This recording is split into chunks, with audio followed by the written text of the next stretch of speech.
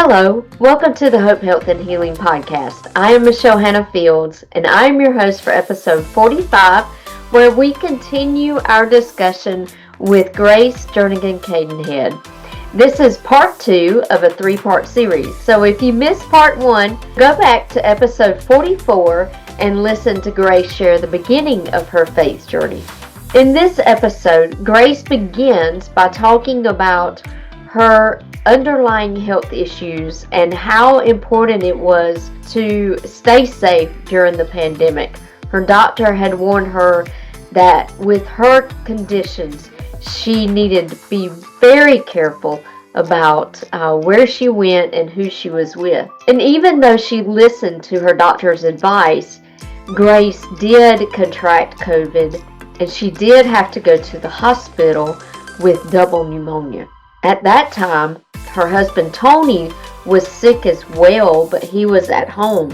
She shares how the day after she came home from the hospital on a walker and with oxygen, that Tony's situation had progressively gotten worse and he had to go to ICU. She wasn't able to visit with him at the hospital because she was still recovering herself, but she would send cassette tapes with her son for the nurses to play so that Tony could hear her voice. Tony, after about 3 weeks, then was also placed on a ventilator, and Tony didn't make it. Grace had to say goodbye to him, and then she began a journey of grief. She talks about in this episode what that journey looked like, the highs, the lows. And then she shares about a friend of hers who had just lost his wife and how he would send out daily Bible verses that were really such an encouragement to her. She also talks about how chapter 2 of your life can also be beautiful, even through immense pain and heartache of saying goodbye to your spouse. So sit back, relax with your favorite cup of coffee or beverage of your choice, and let Grace's continued story inspire and encourage you. And my rheumatologist said, don't get COVID. I mean, they don't even know for sure how it was transmitted. And what really, I'll just say it angers me, is so many people felt like it was a hoax. There was nothing to it. They were over-exaggerating. They had no idea what to do exactly. And I know that because of being treated and because of watching what Tony went through being treated. So we made it all the way up until Christmas Day of 2020 and did not contract COVID, and the vaccine was right around the corner, and we thought, almost there. We've almost got it. So we didn't go to family gatherings, the whole bit, shopping online. And but now my son did come over. He came over for Christmas Day. And I had cooked, and it was the day after Christmas. We woke up that morning, we were, he actually took something back to Target and swapped it that morning. But by that evening, he and I we both had sniffles, we were losing our sense of taste, and we thought, okay, this must be, we didn't feel that bad. Excuse me. And so, just to make a long story short, so that was the day after Christmas. By New Year's Eve, by then we knew, we'd had the fevers, the aches, and so we were, we called our doctors, but, we just thought, well, we'll tough it out. But New Year's Eve, I woke up and I just literally could not breathe, and I've never had pneumonia before, and so I didn't really know what to expect. He wasn't in that mode yet, but remember, I'm taking an immunosuppressant, and so my symptoms advanced more quickly. And so, to make a long story short, we both wound up with COVID, and I called my doctor, who said, go to the emergency room, do not drive yourself. Do not let your husband drive you. Call an ambulance because you need to be on oxygen right now. And she says I argued with her. I said, no, I didn't. And she said, oh, yes, you did. And and when I arrived, because he stayed home, of course, he said, we're admitting you. And I said, and I was on oxygen. I thought, oh man, this is all I needed. I just needed some oxygen. I really thought I just needed a breathing treatment. And he said, I said, you are? Why? He said, you have double COVID pneumonia. And he said, yes, and so I was in there 5 days, and Tony was still at home. And but I talked to him. My son called me, and he said, Mom, I just don't think he's doing well. He doesn't want to eat. Dad doesn't want to eat. He doesn't want to drink anything. And so I called him again, because we talked every day. And so I called my brother, who's a physical therapist, and said, I don't want to ask you to go in, but just go to the door and lay eyes on him. And so he said no. He said, my son brought him to the emergency room, which is where he probably should have been when I went. It hadn't hit him yet, but so we were in the hospital together for several days, and I was in there 11 days, but I finally made the turn. Yeah. And my hospitalist that was checking with me, and they told me, they said, we don't know really. We're going to give you the remdesivir, we're going to give you the monoclonal antibody, everything. He said, we're throwing everything but the kitchen sink at both of y'all. And they didn't know. And but they were hoping, and I kept saying, I think I'm better today. I could hardly talk or walk. And they said, you'll go home on a walker and you'll go home on oxygen. But I didn't. Wow. I got better. That's awesome. It is. I read some of the stuff that comes up on Facebook every now and then. I'm like, wow, I forget that, but I didn't. He said, all I know is that you've been telling me every day that I come in that you feel better today. He said, but I kept up in your oxygen. He said, but you know what?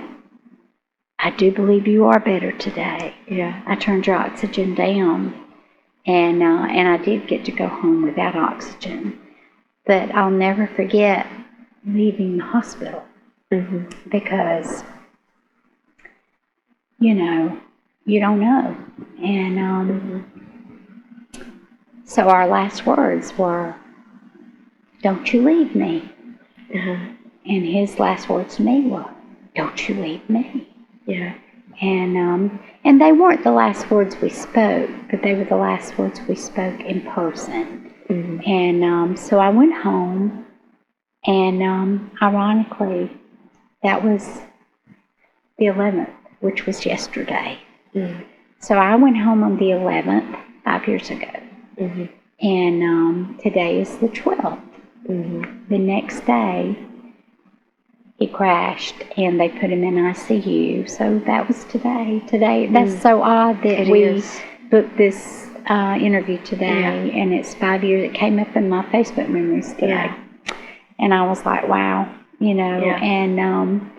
they ventilated him, and so we never really spoke again. And thank goodness they had to keep him sedated and unconscious, but you never really know. And anyway, I won't go into all of that, but so for 26 more days, he survived. And I was able to FaceTime. You can't see him, no one on the COVID ward could have visitors, but my sister-in-law gave me the idea. She said that she had read that with children, they have a teddy bear that you can record a voice, and and I thought, well, I looked on Amazon, and I found a video recorder and cassettes, and so I taped messages. And you couldn't go up to the ward, but you could have it delivered to the ER because I was still under quarantine even when I got home. I still had pneumonia, but I was better. And so my son would take it up there for me. He would come and pick it up off the porch and take it to the ER. And I had a note, please play this multiple times a day for him. So that, because they always say, the hearing is the last thing to go. Even when you're ventilated and sedated and when in an induced coma, they don't know what you can hear. Right. And so I could call once a day, and they would FaceTime me once a day. And so I'd always tell them to play it, please play it. And they did. But he's with Jesus now. He's in his heavenly home now. I'm not going to talk a lot about what happened. He crashed, of course, and they did all they could, and even the doctor. He was wonderful, and I knew something was going on because there was a window of time in the morning that they always called me, and they would FaceTime. I could see him, but sometimes that was so hard because, it did not look like Tony, and there were unimaginable things happening to Tony. And that's what makes me so angry when I hear people say it was a hoax. They have no idea what this virus can do to people. Right. And it did unimaginable things. And so by the time I knew probably 2 weeks before that he was not going to make it. And you reach a point where you don't think you can ever let him go. But then you reach a point where you think, I don't know if I can bear him hanging on one more day. Right. You don't want to see them suffer. No, you all. don't. And of course, and I'd explain that. The doctors knew that I had to be prepared to do. And we went through this with his brother. His brother died of H1N1 flu. And he said, don't you ever let anything like that happen to me. And so I had a responsibility. Right. And so I told them, that they didn't know. There's really no protocol for what was happening with COVID. And but anyway, when they did call that morning of February 7th, that and he couldn't talk. The doctor he FaceTimed, but he wouldn't say anything. And I'd say, call him by his name. And I'm like, just tell me. I thought he maybe had already passed. I didn't know.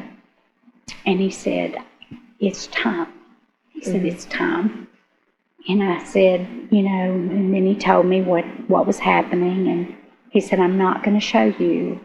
They didn't show me a picture of him that day. And he said, I'm not going to show you, just if you can get your son and y'all come. And he said, and I said, how can I do that? How can I ever say it's enough or that it's time? And he said, when you get here, you'll be able to. And he was right. And it was my son that I was worried about. Yeah. But it was both of us. We were there. We, said our goodbyes. And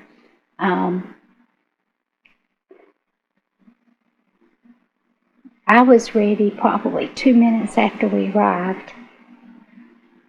But I wanted my son to have the time with him, but I just didn't know how much more I could endure. And but my son looked at me and he said, are you ready? And I said, oh yeah, we're ready. And that helped both of us because we felt like we set him free. Yeah. And we set him free. So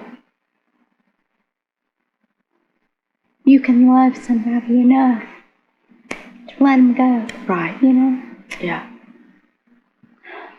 It's hard, but it is. It is hard. It is hard. But God gives you that strength to make that decision and to realize, like, when he takes his last breath here, he's taking his first breath in heaven. Yes. And Paul, he says, we grieve, but we don't grieve as those who have no hope. That's right. You're right. And it gives us, it doesn't make it an easier journey to walk through, but it gives you strength to walk through it. Well, you asked me earlier tell me about the times, spiritual times in your life when God, and that, again, got us through that and helped us through that. And I apologize. No, isn't that funny? It's like grief hits you in waves. In waves, it does. It hit me in church yesterday. I didn't even realize. I didn't think about that. It's when you retire. They say you'll know what day of the week it is, but you won't know what day of the month. Right, and it's true. Yeah, because I didn't realize. I had not thought that. Oh, it's the 11th. Yeah, and it was the song that we sang in church. It's one that he built the sanctuary of the church, Somerville Baptist. Okay. And the song that we sang, I had gone there many years ago, when he built that church. And so when I walk in that sanctuary, I'm surrounded by him. His hands are all over that church, That was his project. He was the superintendent there. And anyway, it was a song from a musical that we sang during that time, and it's and it's beautiful, the majesty, the power and glory of his name. And anyway, so it evoked a reaction, and I didn't expect that, but it did. And but see, it's like your body. It's probably the weather, and it's like your body just senses that during this time of the year, those kind of things happened. So, but again, I said that because to understand grief,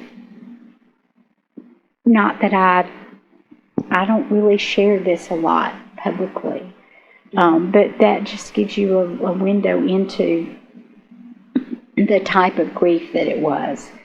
I had been going through a type of grief with him since 2012 through COVID in 2020, and I'm just thankful that he had 8.5 years of being retired. Right. He could have never known what retirement was, and so he did live fully and happily. And he said that many times. He made sure that I knew, I'm happy, but he worried about me. He worried about me working, but I felt thankful to be able to work hard. Right. But he knows that I have issues too. Yeah. So that's just another time I can tell you, it's like the footprints prayer. Yeah. I look back and I don't know where the footprints are, because there's only one set. Mine aren't there. God carried me through that. And so that'll lead us to the next phase of this. I mentioned to you that Tim Cadenhead, who's now my current husband, came to the hospital door in 2012. I hadn't seen him in probably 2 decades, maybe longer. Yeah. Tony had. Good friends. And it was like medicine to his soul. I knew it would. I said, oh, it's somebody that you're going to want to see. Yeah. And he said, who is it? And, they visited, and it was so good for him. But Tim lived in Omaha, Georgia, has a cattle ranch, or had one. He was married to a girl that I also went to school with us. He was the pastor at Enterprise Baptist Church in Richland, Georgia, for 25 years. And he worked at a construction company that he helped start in Auburn, and had been there since 1979. So between Omaha, Richland, and Auburn, I'm like, when do you sleep? Truly, yeah. And so, and then too, you've got the cattle, you've got a farm is a lot of work. And so I'll never forget, because of COVID, right before that Christmas, we had been sent home to teach from home because of COVID. So this is another little window where God was preparing things. So you don't even know what's going on behind the scenes, but God knows. That's right. So I'm sitting there. My dining room was my classroom. So I told them when I went to Fort Benning, I don't want administration. I want to go back in the classroom. I want my summers off, because I wanted to be at home with Tony when he was home. So we had those 3 years of the summers off. I'd been 3 years alone in D.C. and Huntsville, and then the next 3 years I was at home with him during summers and spring break and that sort of thing. So that was a gift as well. Right. And I'll never forget, I was already about to go online in the classroom, and he would get up early, and he was standing in the kitchen, and he said, "Oh my goodness." And I said, "What's the matter?" And he was looking at his phone, and he said, "Tim's wife just passed away." And he's talking about Tim Cadenhead, and he looked. I'd never seen Tony cry. I'd never seen him cry, ever. I mean, he was strong. I'd seen him. He looked like he was, but I'd never seen him actually shed tears, and he didn't. But his eyes looked a little watery, and I just, because they'd been together. I was married 43 years. Tim was married to his wife 45 years. They married very young, and so we were worried about that. And he said, I was going online. I was at work, and he said, "I'm going to go and I'm going to take some food. I'm going to call him. I'm going to take some food on down there, and I'm going to go see him." Just he'd never been to his farm. He said, "But I don't care. I'm going to go." Well, then he came back and said, "Well, I called him," and he said, "Actually, I'm here in Phoenix City. I'm at a car center in Phoenix City because he had to have some work. I think something was a tire or whatever." And he said, but anyway, and so Tim has told me, this is his recollection of it. He said, "I'll never forget when we met." He said, "Just stay where you are. I'm coming to you." And he said when he came to where Tim was waiting for them to finish his car, he said big old tears were just running down Tony's face. And I was like, "You're kidding." I said, "Because I've never seen Tony cry. I've never seen him shed a tear." And they embraced, and of course we went to the funeral, went to the visitation and so forth. But so that was February 3rd of 2020. Wait, 2020, I think it was, And because it was February 7th of 2021 that Tony died. So his wife died February 3rd of 2020, and so Tony passed on February 7th, 2021, almost a year to the day. Wow. And so, but the thing is, it wasn't just Tony. And of course, she didn't die from COVID. She died of, really, it was like a stroke, an aneurysm. And she had been battling cancer, but that's not really what the cause was. She had had a type of melanoma, not skin, internal melanoma, but she'd had it for years since she was like 27. And they said, you'll live a long time with it, but it is. She did have to have treatment every now and then, right? And then I think she went through some remissions too. But it was actually a stroke that she died from, not COVID. And so whenever he passed away, of course, Tim was reaching out. He did reach out to me, and he reached out to several other people. A good friend of mine lost her husband to ALS, which is Lou Gehrig's disease. And then there were probably 5 or 6 of us who did lose spouses to COVID. Wow. And so he would do these prayer texts every morning. He would send out a prayer text to all of us. And so, anyway, so during that time, he would send them to me as well. And of course, I was Tony's wife. I mean, he knew me. We were friends, but I was Tony's widow. That's so hard for me to say, but I was his widow. And so that had a special place in a way, but it was also difficult, I think, for him too, because, I mean, and it's not like, don't get me wrong, this by no means, it's not like anything between us occurred right away. And actually, it probably was revealed to me before it was to him, before I think I knew first, really. And so, and of course, it was a long, it was a while later. So there can be a chapter 2 I'm kind of going ahead, and I've mentioned that Tim and I are married, but grief has its own, it's going to take its own time, and it's going to move in its own direction. Right. And I had always, his sister, Molly, good friend of mine, we'd see her through the years. I didn't see Tim, but we saw Molly all the time. She worked at the car place that we used a lot. For a while, she worked there. She was the office manager.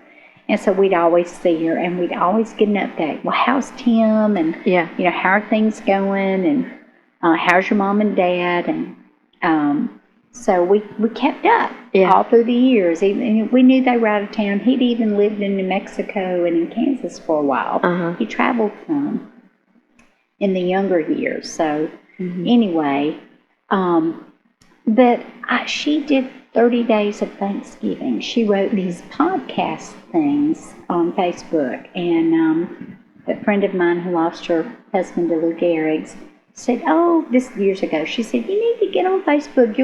You'll reacquaint with people that you haven't talked to in years, blah, blah, blah. And I thought, when would I have time? I didn't have time. I was working so much. But I did. I finally did.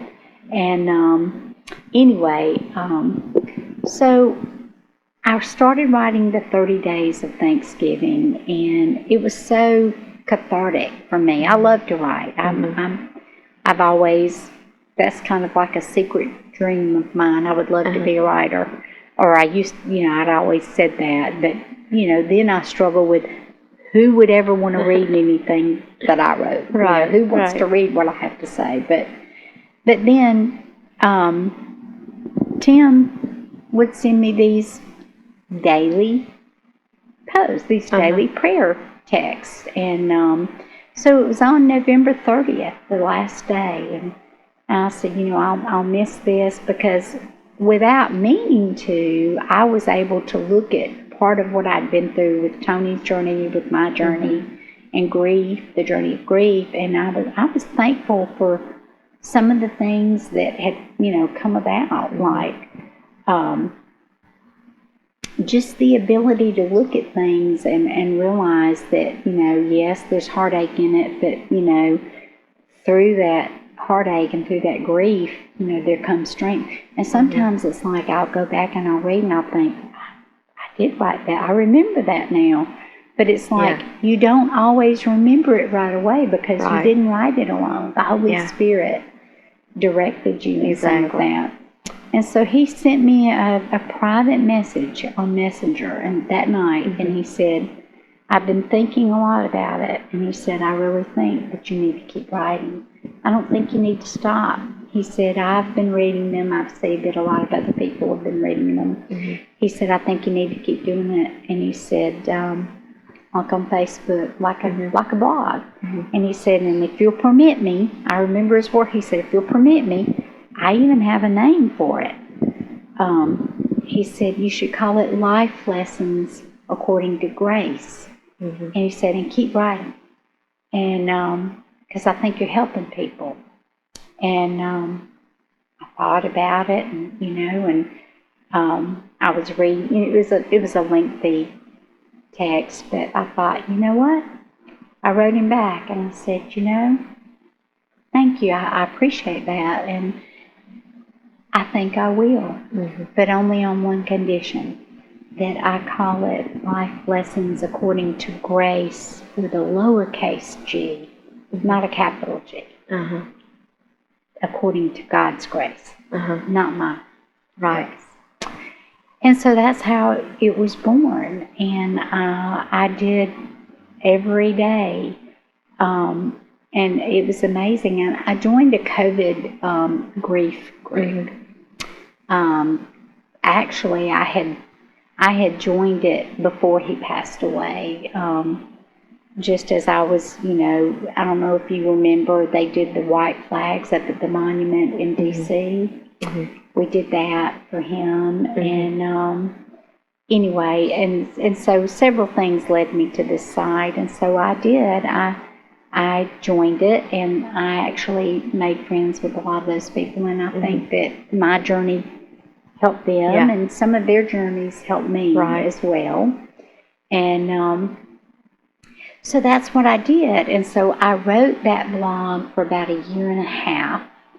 And during that time, Mr. Cadenhead and I had to go to Auburn one day for my rheumatology appointment, and it was my idea. We were speaking that morning. I always thank him for his prayer text, and this is like over a year later.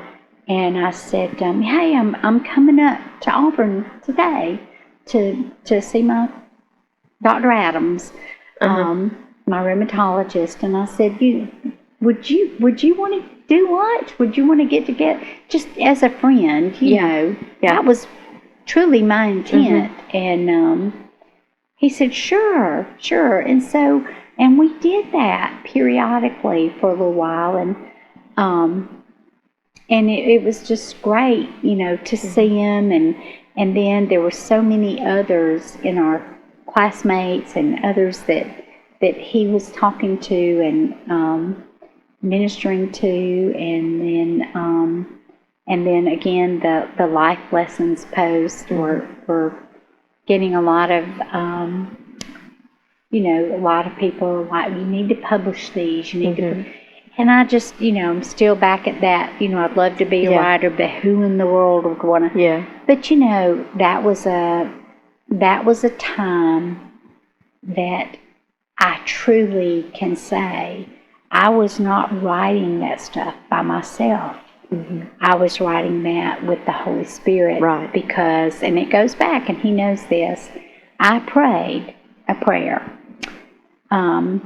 Probably the second day after Tony's funeral, because once, everything transpired, you're going through the motions. I vaguely remember we didn't have much of a funeral or visitation, couldn't. And you just go through the motions, you do everything, but it was like after everything settled down, and it was like the second day after, everyone was gone. I literally remember being in my living room, in the floor, in a fetal position. And it finally kind of hit me, because I had turned my living room into a shrine of Tony's pictures all through the years, because, after seeing what I saw every day with the FaceTimes, I wanted to remember him, who he was. And actually his doctor even said, can you show me a picture of who it is that I've been treating? I want to see him when he was healthy. And I appreciated that. And I said, I can show you dozens, But then I had all these pictures in my living room, and I just, Lord, I couldn't, even months after, I couldn't remove a piece of clothing, a shoe. I couldn't remove anything in his truck. His jacket was in the back seat, couldn't touch it. I wanted it to smell like him, just, all of that. And so I prayed, honestly. I said, Lord, you have to send me the Comforter, because I can't get through this without him. Send me the Holy Spirit. And I'm going to ask you to help me get through this grief. But I want you to do it in a way that it will help me, but it will also help me to help others. And I'm a collector of words, and that's one of the things that I wrote a post about with my life lessons. Collect words. And my very first two words that I ever collected were enough.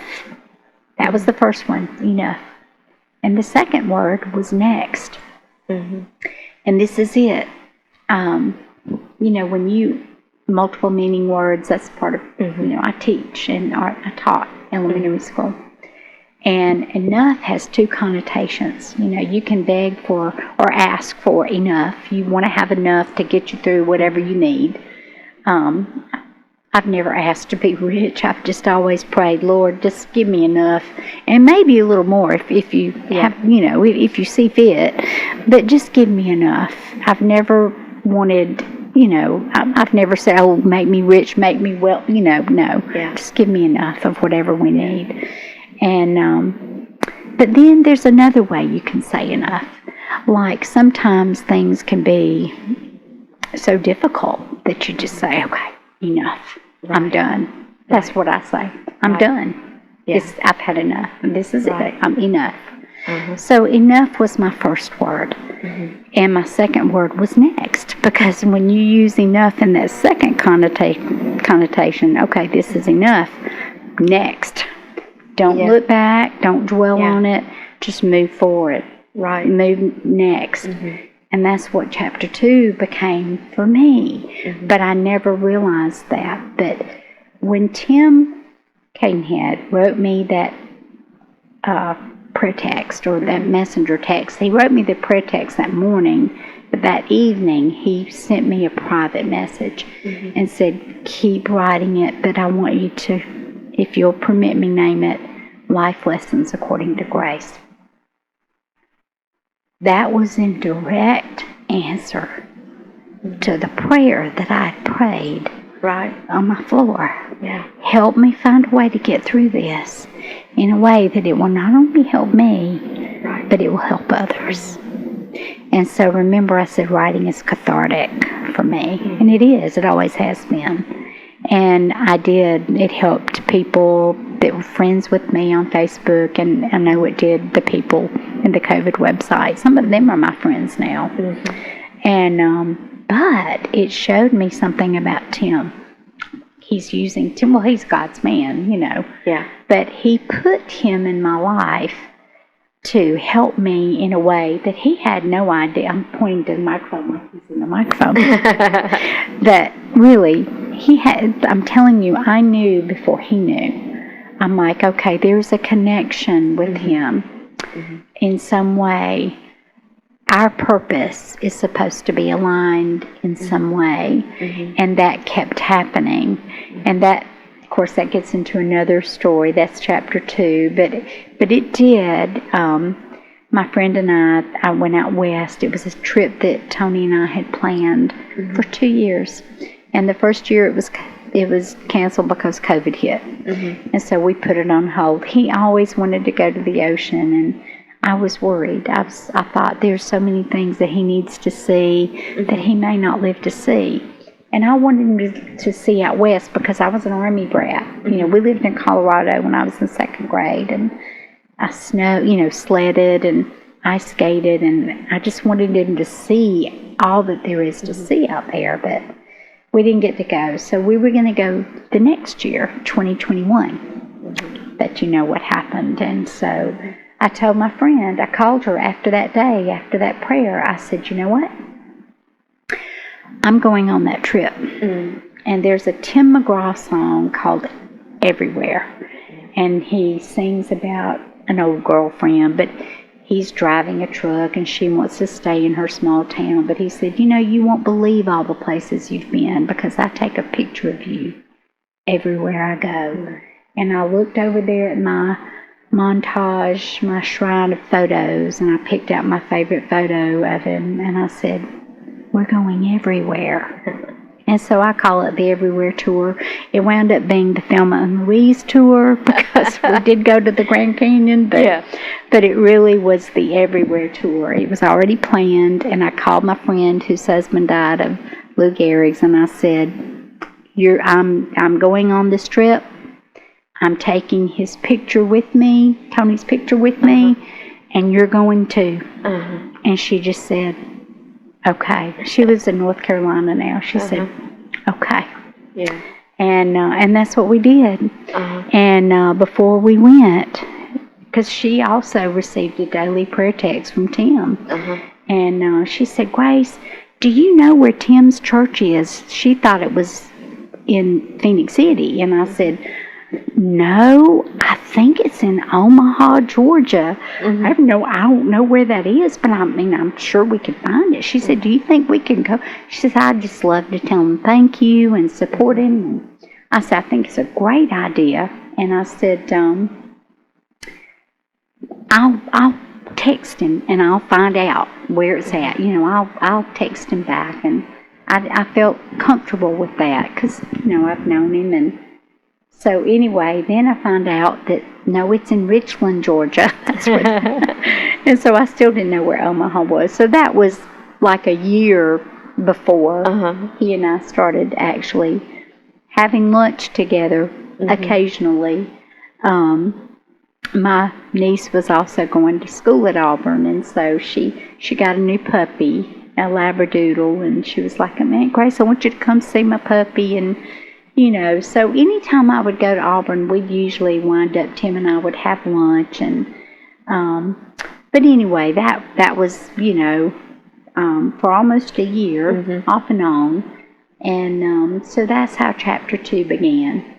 But if you don't mind, Michelle, I never wrote anything down. I had a routine of, in the morning, I'd get up early, I'd drink my coffee, I'd have my prayer time, I would read, I'd read devotionals or scripture, and I would let the Lord, I tried to let the Holy Spirit guide me. Yeah.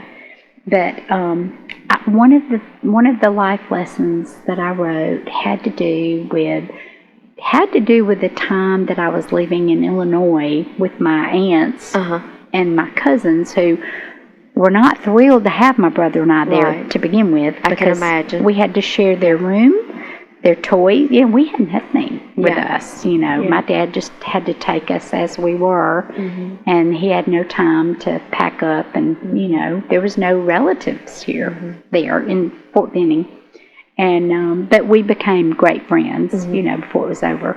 But there's one called The Sprinkler, but it's about grief, and if you'll permit me, I would love to read that. Yeah, I would love that. Well, this one I have written down. I actually made a copy of it. Most of this stuff is on Facebook, and of course I wrote it cathartically, never intending to, and now I wish I'd made copies of all of that, but I have a few. But if you'll permit me, I'll read this for you. Okay. This is called Life Lessons According to Grace. The Sprinkler. After my mother's death in May of 1962, my brother John and me went to live with the families of my dad's sisters, Aunt Jenny and my Aunt Mackie, in Illinois. We alternated the time with them. I had just turned 4 in April, so I was still wet behind the ears. Now keep in mind, they were strangers to us, and Illinois seemed like some strange foreign land. We were used to the nomadic life as army brats and had spent most of our time in Europe at that point. My cousins were a little leery of us first. They were a little leery of us, too, at first. They had to share their rooms, their toys, their parents' attention with these two strangers that had taken up residence in their space. It was a little awkward at first. For me, though, it was majorly scary. I remember that feeling vividly of trying to sleep in someone else's bed, learning to eat someone else's cooking, watching what someone else chose for us to watch on TV, and worst of all, my dad can only visit us about every 2 to 3 weeks. He was still stationed in Georgia at Fort Benning. I loved when he visited, but literally went crazy when he had to leave. Then a miraculous thing happened. We started becoming friends with our cousins. We started enjoying the companionship, especially since summer had arrived and the hot weather provided us with new things to do, some of which John and me had never experienced. And then, one day, there it was. That thing in the yard that my uncle moved around a lot to water the grass. The sprinkler.